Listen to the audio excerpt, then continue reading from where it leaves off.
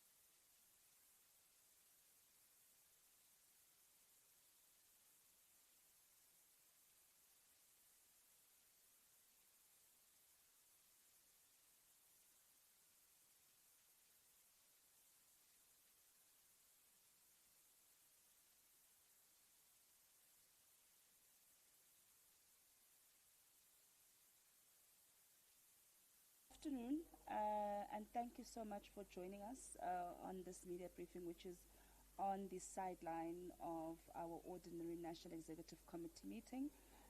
My name is Nongeba Mhlauli, who is currently assisting in the role of spokesperson until the ANC spokesperson is back. We are joined today by our fellow members of the National Executive Committee who are going to be doing the briefing today. We are joined by the chairperson of our subcommittee on economic transformation, Comrade Zuko Godlimbi, who is also the Deputy Minister of Trade and Industry and Competition in government, as well as a member of the subcommittee as well, Comrade Dr. David Masondo, who is also the Deputy Minister of Finance. As you would have known, that we would have, as part of the discussions, of course, that are ongoing within the NEC, the NEC, of course, is taking stock on the MTBPS which would have been delivered by the National Treasury on Wednesday. The ANC would have then issued a statement, and today's briefing will be an unpacking, a further unpacking of the ANC statement on the MTBPS as well as the economy broadly. I'm going to ask Comrade Zuko to come up first to give us the ANC's outlook on the economy broadly and our reaction, of course, to the MTBPS. And then after that, we will hand over to Dr. Masondo, Comrade Masondo rather, who will then, after that, further unpack the MTBPS. Thank you so much. Over to you, Zuko. Thank you very much, Comrade Spokesperson. Good afternoon to members of the Fourth Estate and the viewers at home. As already explained, the National Executive Committee is in session, and we are currently discussing the state of the economy in light of the MTBPS that was delivered by the Minister of Finance on Wednesday, but also the economic data that has been coming through for the quarter. One of the things that the National Executive Committee is, of course, concerned about is the performance of our economy in terms of job creation. Yes, we've noted the quarterly labor force survey. It demonstrates that there's been an uptick in job creation in the past quarter, but the numbers are still not at the level that is required for South Africa to get out of its current chronic unemployment crisis. But of course, the economy is currently sitting in a broadly positive setting altogether. Eskom yesterday or earlier today indicated that even our energy availability factor has now breached the 70% mark. But in turn, what the National Executive Committee is concerned about is the rising cost of electricity there too. We need to balance between availability on the one hand, for energy security, but also availability as a function of people and households affording essentially what they need. Related to that is what we need to do with respect to job creation. One of the vulnerabilities we're experiencing on competitiveness for industry is the cost of electricity for our industrial sectors. So one of the discussions that are currently being heard is to finalize the negotiation between government and the Minerals Council and other bodies of industry on finalizing the preferential electricity tariffs that we've been speaking about, that we need to channel to especially the smelters, so that we could get back to creating an industrial employment at the back of those smelters. The other important point that is coming up is what the Minister of Finance also spoke very seriously about, improving the capacity of the state to deliver on its projects. We are currently sitting with a near 1 trillion rands allocation for infrastructure projects, but one of the major sore points we have is the capacity of local government, provinces, including national government, to actually finalize project readiness so that the amount budgeted for could be translated into projects that are creating jobs on the ground. The other positive point, of course, is that despite the difficult global trading environment that we're sitting in, especially as a result of the tariffs coming out of the United States, South African export performance has been quite positive. We were all worried about the implications for especially the agricultural sector in light of that, but our citrus exports have actually performed all expectations that we had. So we're doing good on export performance. We're doing good on jobs numbers, not as good as we would want, but there is some positivity there. But we've also noted the positive effect of the gold price on our trade surplus as well, that because the gold price is currently doing really well, South Africa is also registering those dividends quite positively. The last point that I will make is that as far as the MTBPS is concerned, the ANC was interested in seeing whether the structure of the budget that was delivered in May would be retained around about now. And what did we say in May? We said, whatever you are doing in fiscal management, you need to also defend critical social expenditure. And we've seen that even now in the MTBPS, the projection are still remaining at about 61% of the overall budget is dedicated to social expenditure. That includes retaining the SRD grants. That includes defending the increases in the social grants that was announced earlier, defending allocations in education, defending allocations in healthcare, including financing the fight against corruption by improving allocations towards the crime intelligence, the policing and security cluster at large. Those are positive areas that the NEC is looking at. The point that keeps coming up is you need to then think very seriously about how you use the momentum we're sitting on to press hard on this thing of employment creation. And one of the things that keeps coming up is that we need a jobs plan, and the National General Council needs to sit with us as the NEC, having presented to them a draft jobs plan that could be finalized at that level. So those are the broad markers of what we're talking about. We, of course, have seen that we've now been rated, we've been upgraded by the credit rating agencies for the first time in about 20 years. So at the macro level, positive momentum is playing out, but the test is on whether we can translate that momentum into a dividend that all South Africans can see. Transnet is performing pretty well, but it's not where we want it to be. PRASA, the volumes of people that are being transported by trains has gone up significantly, and Sanral, the work that Sanral does, everyone knows, no one can dispute that. So even the pressure that the SOEs have been imposing on our national balance sheet is actually now being alleviated. And I think as S&P was making the point, even on the contingency liability on public finances, the fact that Eskom is performing the way that it is doing, it tells you that no one is fearing the need to put in more money at Eskom. Eskom is now in a position to manage its own finances, but those details will also be pressed on by Comrade David. Thank you very much, Comrade Spokes. Is it afternoon? Just to build on what Comrade Zuko has said, there's two things, major things that have happened in the last 2 days. The first one is the upgrade by S&P, and the second one is the announcement on the 3% inflation target. And these two things are important for economic growth, in that the first one on by S&P on the upgrade. Because as you all know, that these rating agencies, what they do, they assess your capacity as a sovereign to pay, to service your debt. Because we go out as a sovereign to raise money, and people must have confidence in your ability to lend you money. If they don't, it's either they don't lend you money or they charge you high interest, debt service cost. In this regard, based on our fiscal credibility, S&P has come back and say, you are doing well insofar as managing your fiscus is concerned.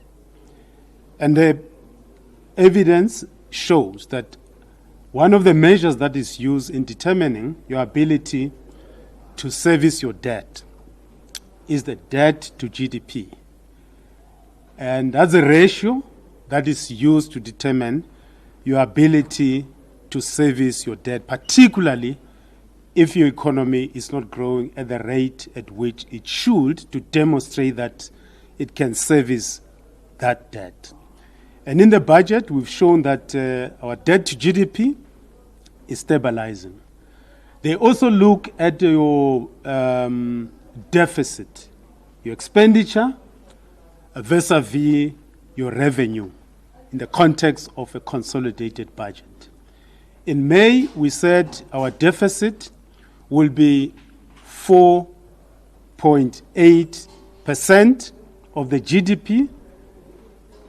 It's clear that it's now going to be 4.7, which is lower compared to what we said. So it demonstrates that we are able to manage our public funds in the manner that we are able to pay back the money that we raise in the market. But the third thing that demonstrates that we are managing our money well, public finances well, we've realized the primary budget surplus for 3 years.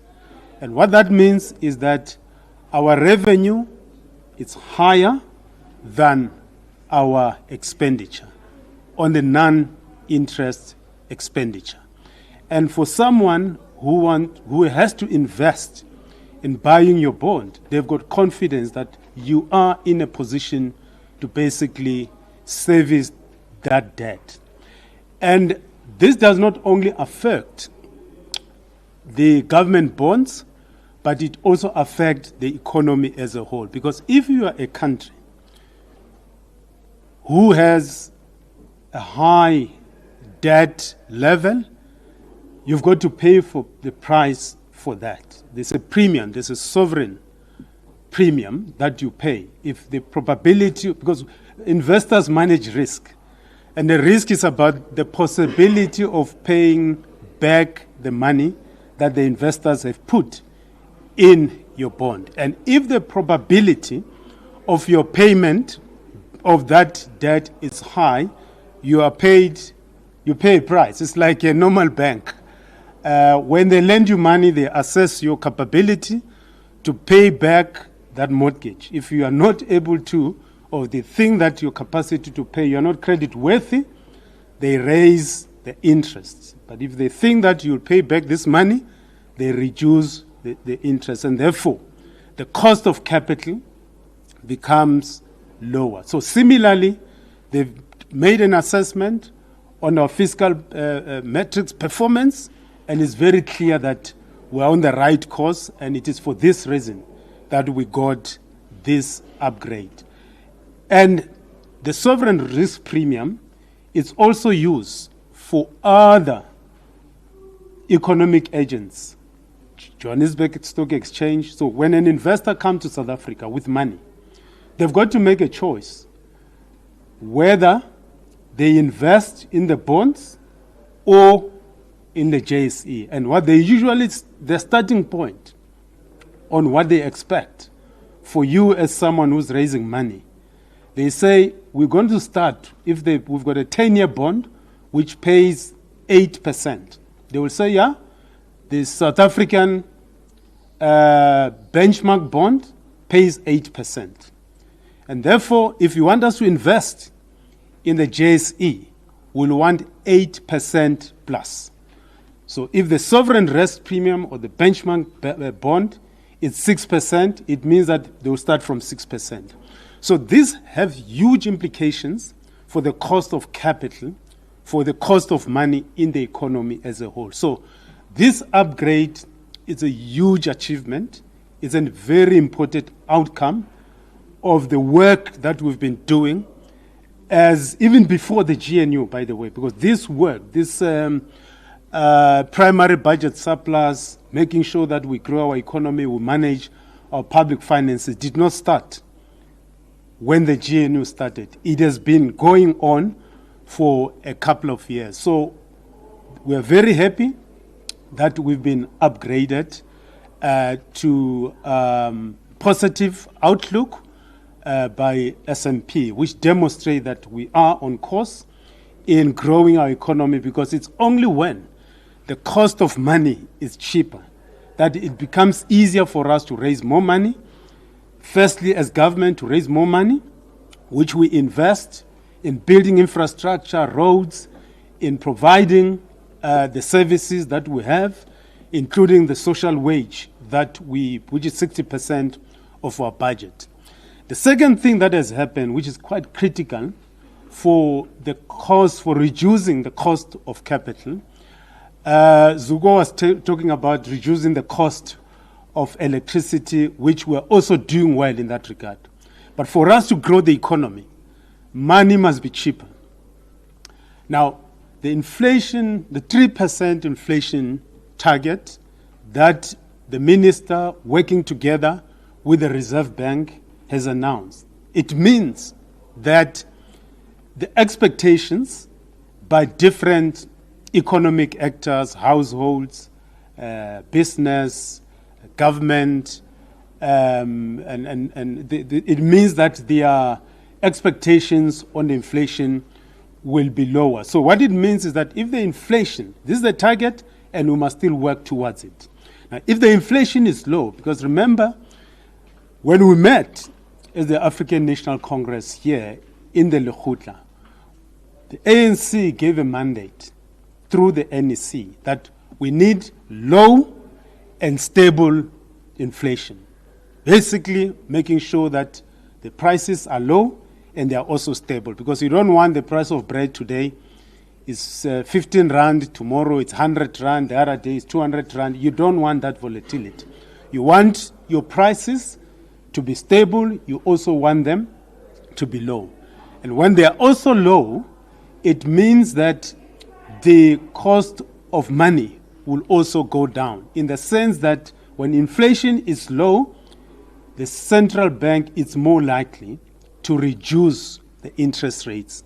And when the interest rate, because interest rate is a price that you pay for money. If you go to the bank and they charge you an interest, is a price that you pay for borrowing that money.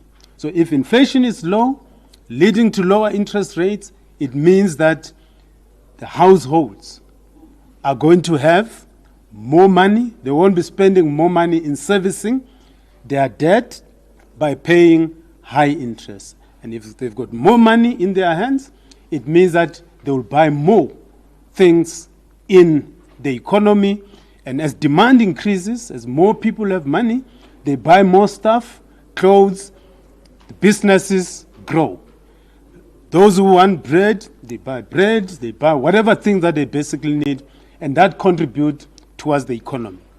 For businesses that are raising money, either from banks and other sources of institutions that provide money, it means that if inflation is low, the interests are also low, the cost of money, of raising money for you to expand your business activities, it means that it's also low.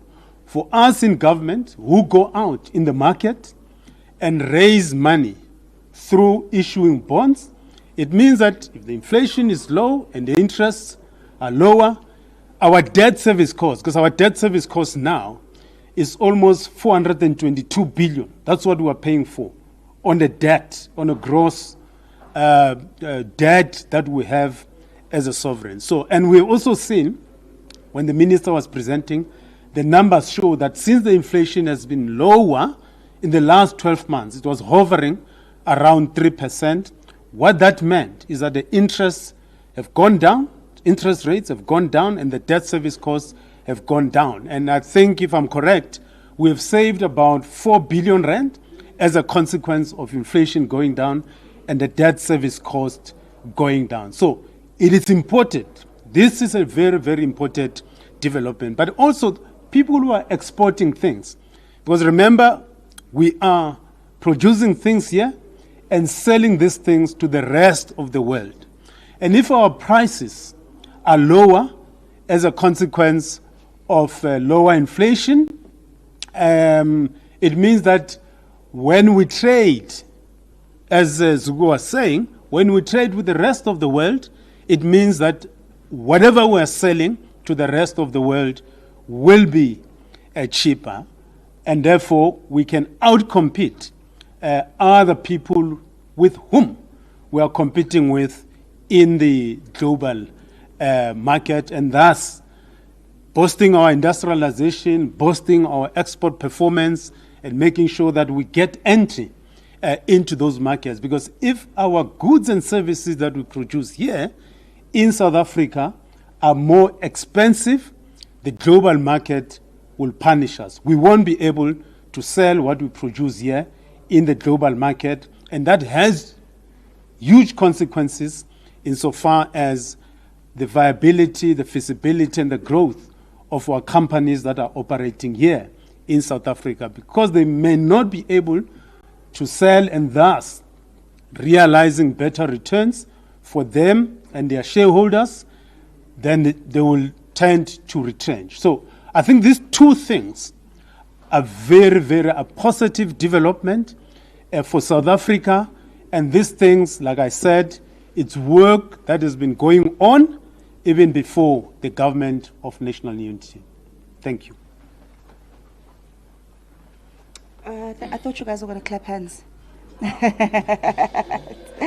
was a joke. that was on a lighter note. Thank you very much, Comrade Masondo and Comrade Godlimbi, for those very in-depth analysis and explanations around the state of our economy, the ANC's plans, and the MTBPS. We'll now go to questions.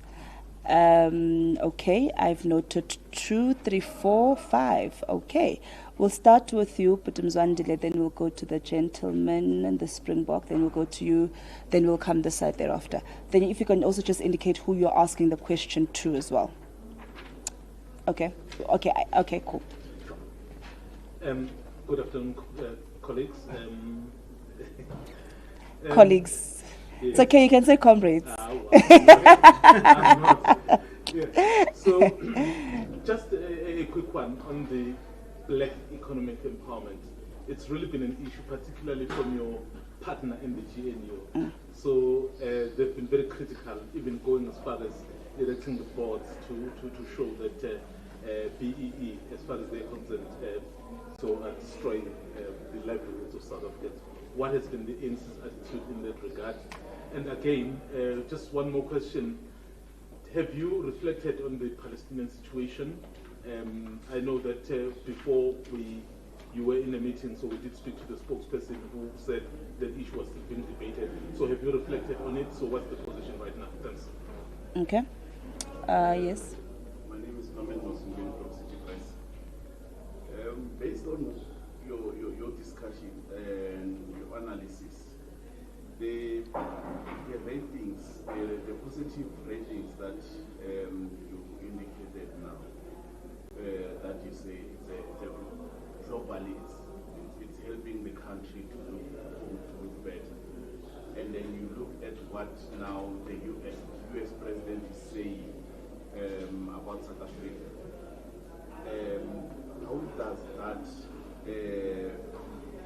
how do you navigate through that negative outlook, this as the positive outlook that the rating agencies are now giving South Africa to say investors can now come to South Africa, while another global player in the US is saying South Africa is not a best place to invest because of whatever the misinformation that they have.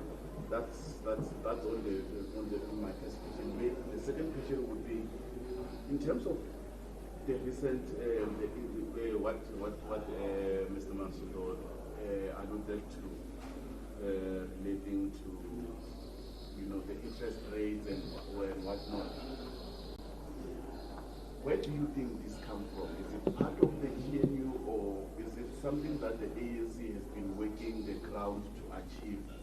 Why was this not achieved back then and now it's coming? Will someone say it's part of the fruit of the GNU, or it's just the ANC that has been working the ground?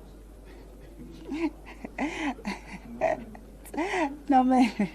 I think Dr. Masondo answered that question, but we'll ask him to repeat it just for emphasis, that this is work that started and it predates the existence of the GNU. But we'll get him to give you a succinct answer to that again. Please proceed. I'm William from the Citizens. So the question I would like to ask is slightly being asked by the principal.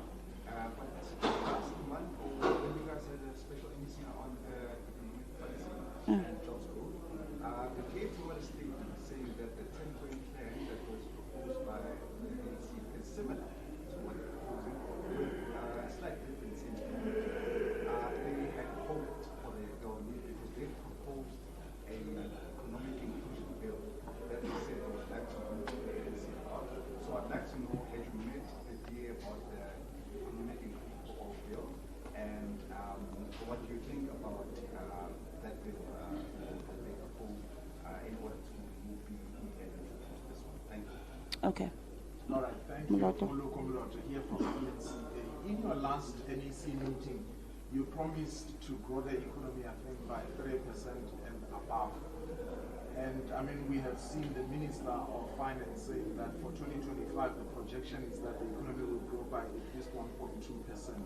When do you really hope to see that growth at least going beyond 3%?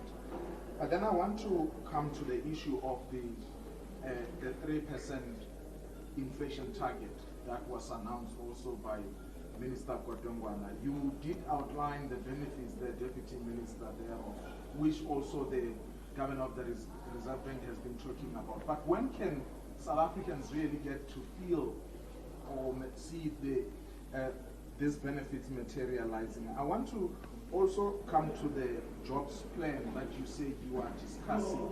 And I know that you did say you will have a draft that will be presented to the NGC, but South Africans would really want to understand how it would look. If you can just give us a glimpse in that regard. And my final question relates to the efficiencies, particularly in SOEs. There has been an outcry over the 3.4 billion rand that was allegedly spent by PRASA refurbishing the grey and yellow trains, the old trains that we all know. And despite having spent that money, which was part of the 7.5 billion rand grant budget, despite spending 3.4 billion rand, they are accused of neglecting those refurbished trains to a point that they want to scrap some of them. Surely this doesn't sound right, to a point where the accusation is that this was money that was simply just spent recklessly. How do you intend to plug the hole, particularly on things that appear so obvious in the eyes of the public? All right. Thank you so much. I think with that, you will be the last one. Thank you. My name is Tanya Maiko from Business Day. So in the ANC's NGC documents, the issue of inflation targeting has already been mentioned. But it says here the discussion should shift from a narrow focus on inflation targeting to a balanced approach. That is the start. So then what discussion will there be in December action has already been taken by the Treasury to change the inflation target. And then also, the issue of VAT seems like, increasing VAT seems like an existential crisis that will reappear in the February budget. Just maybe from you, DM, how does then the Treasury plan to avoid the political fighting that we saw in February and March and May? Should Treasury really suggest that that should be increased? Okay. Apart from expenditure, increasing expenditure. Thank you so much. We have 12 questions. It's quite a lot. So, okay. So we'll hand over to the chair of ECT, ETC, sorry, and then after that we'll then go to Comrade Masondo. Comrade Zuko. Thanks, Chair. So let me start off, Putumzwa and Itumeleng. Your questions are related on the BEE question. The DA will claim, for instance, that the turnaround at ESCOM is their doing. You have a responsibility to critically examine whether that is true or not. It's not enough to say the DA claims this and therefore I must be asked to answer that when it's flatly a lie and it's there on the public record. So we know the structural reforms have nothing to do with the Democratic Alliance. They started around 2020, the National Energy Crisis Committee, the Beef for South Africa, but all kinds of things, NECOM. Many things that people have complained about are the ones that have brought us. It has nothing to do with the DA. So if you read the 10-point plan, it essentially accelerates work on those. If you read the 2022 National Conference resolutions of the ANC, which is what the 10-point plan said, we are creating a framework of implementing, it speaks about all those things. What must happen with energy security, what must happen with freight and logistics, what must happen with passenger rail, and so on. None of those things have anything to do with the DA. So what the DA was doing that day was to try ride on the positive momentum coming out of that NEC meeting. I was laughing when they claimed it. I said, okay, the DA has no argument, therefore. They realized that what the ANC is outlining out of that NEC meeting is impeachable. It's unimpeachable. You can't fault it, and therefore what do? Opportunistically claim that it has something to do with you. Now, on the BEE thing, I'm convinced that the Democratic Alliance does not know what BEE is. I'm totally convinced. Their own public statements say all that we're arguing is coming from the claims made by Professor William Kumete. Where is the data that Professor William Kumete is relying on to make these points? The DA doesn't care about that. They simply say, he said it and therefore it has to be true. So the entire objection they have towards BEE is based on false information. There's no data that proves anything that they're claiming to that effect. The one Deputy Minister of Small Business released an article writing on the same flawed premise of their argument. They don't understand what they're talking about when they speak about BEE. Absolutely nothing. So I've been very uneasy about having to be dragged into this false discussion altogether. It's a red herring, if you ask me. The ANC has not met the DA about whatever they claim is their alternative bill. We've not met them about that. We have no intention of meeting them about that. That's their own thing. It has nothing to do with us.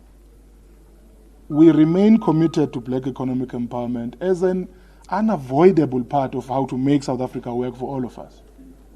If there are efficacy problems with particular instruments of implementing policy, we improve them as we go along, but BEE as a strategic program remains intact. It's not going anywhere.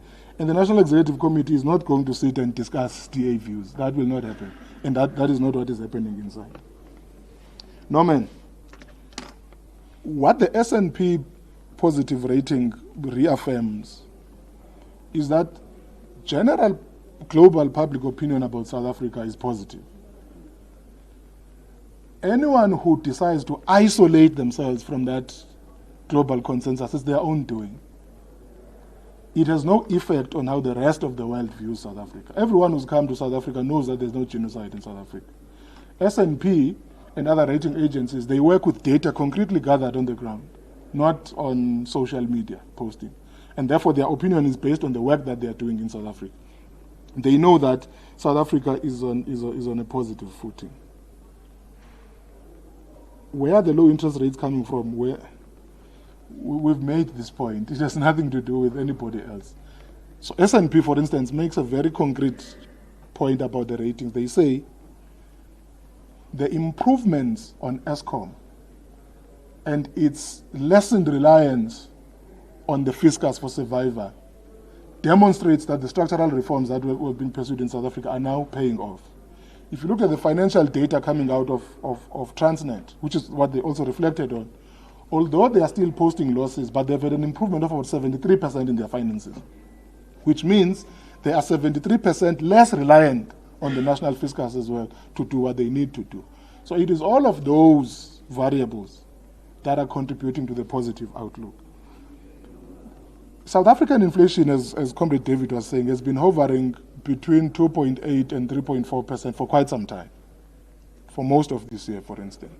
We can have a discussion about whether even the elevated inflation in the previous years had anything to do with domestic factors, or it was because of imported inflation, and therefore, because that has now stabilized on the outside, it means domestically what drives inflation in South Africa is where it is.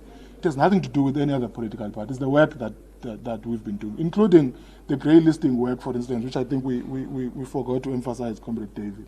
You know the work that we've been doing to get South Africa out of the grey list. It's gone on for years, and it has now brought us to where we are. It's also what contributes to that positive opinion about South Africa.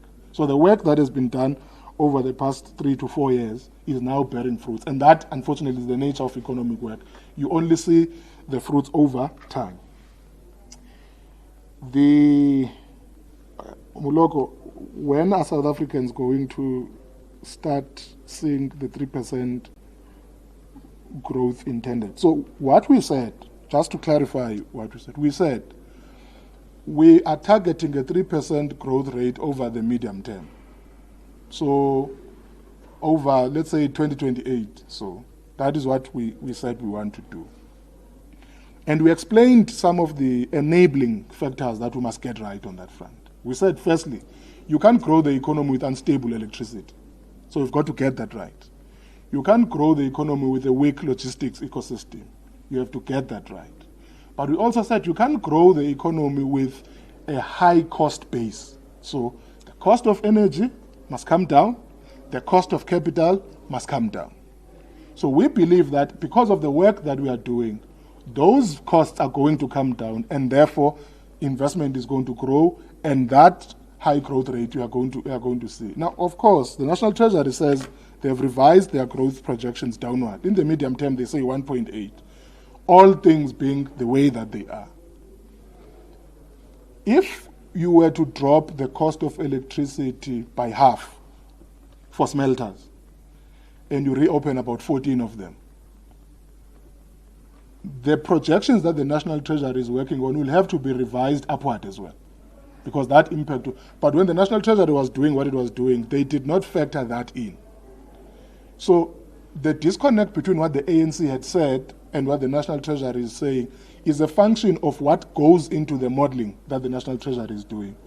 But if there is a shift in the electricity price for the smelters and they start reopening and they start absorbing more people and output grows, that upward revision is going to happen. And we as the ANC are still convinced that over the medium term, the 3% is possible. When are South Africans going to see the benefits of the 3% inflation target? As I was saying now, the rate at which prices are rising is lower. You all have car installments and bonds, I suppose. You've seen it, that over the past 4 quarters, there has been a steady reduction in your interest payments. That is exactly what we're talking about. So the goal is to drive down the lending rate as well. So inflation must be so low that the Reserve Bank has also to concomitantly lower the lending rate, and that is how households can then realize the benefits of lower inflation.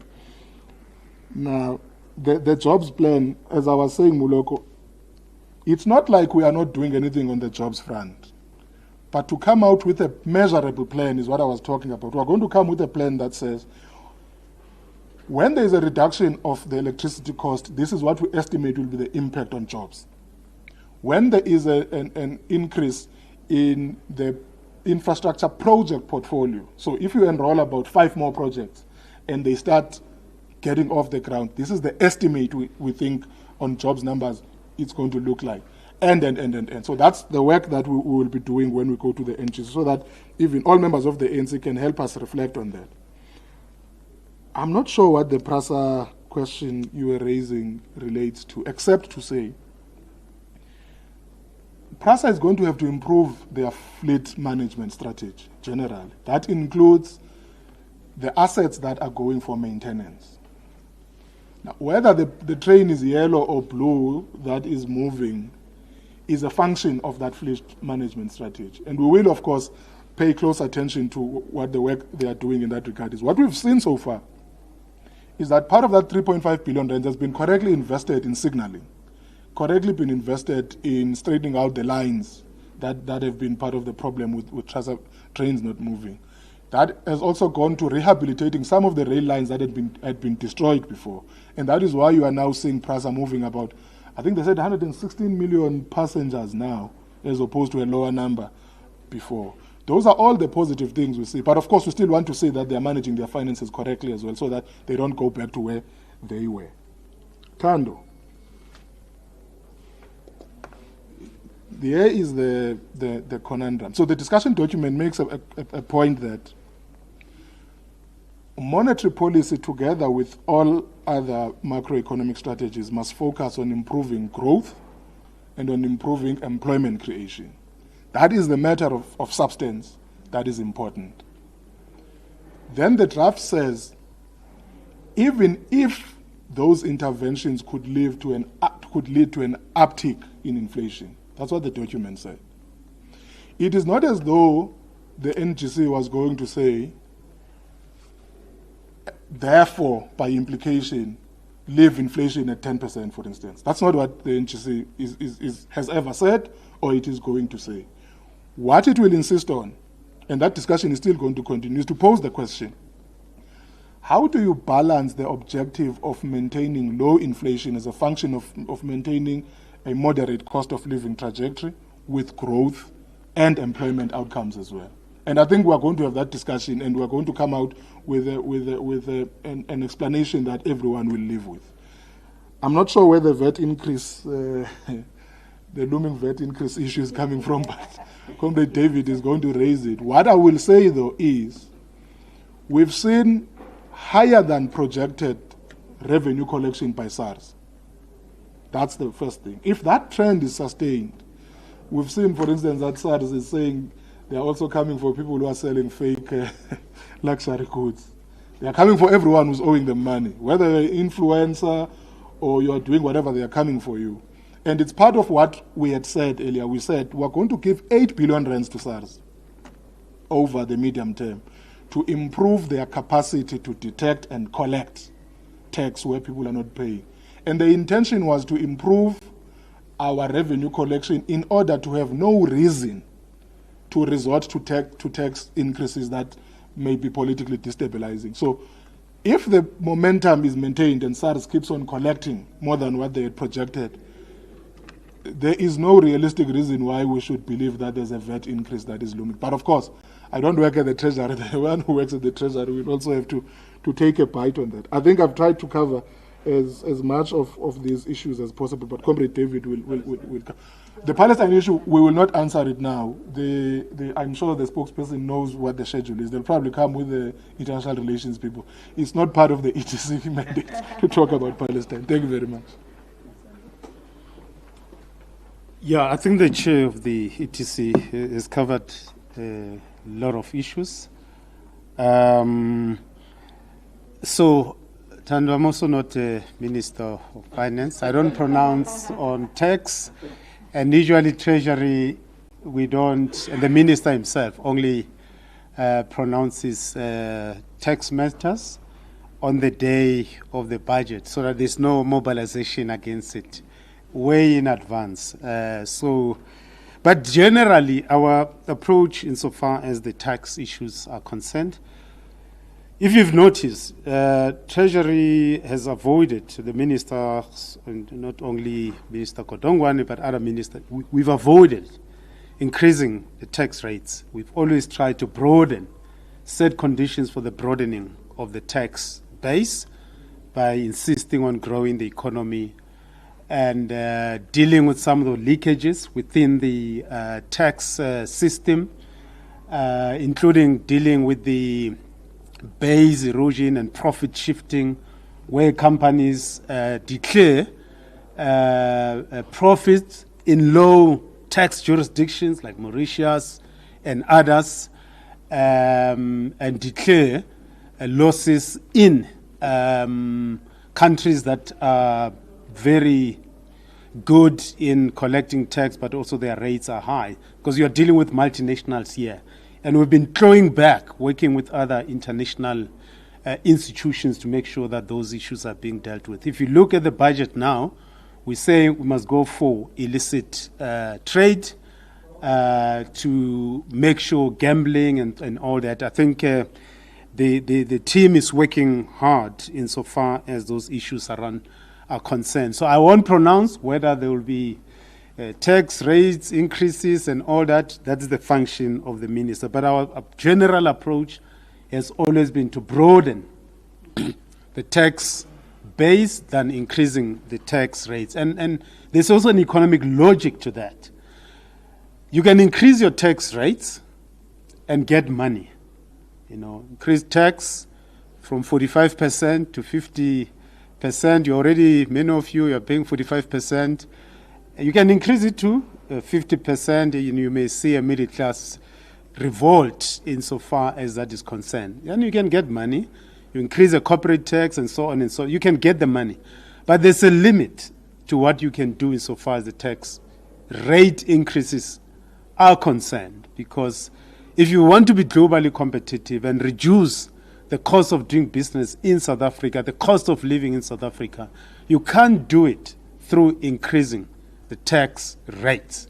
Because if you do that, you're simply saying the money, the profits, the wages, the salaries that you will be generating will be taking it back into the state. And that may deter your strategy to attract investment. So there's also an economic logic of making sure that our tax rates are not crazy in a manner that destroy because economic agents are participating, they get into the economy to get certain returns, whether it's wages, whether it's profit, and if the material basis in that economy, in that jurisdictions, are such that your returns are very low.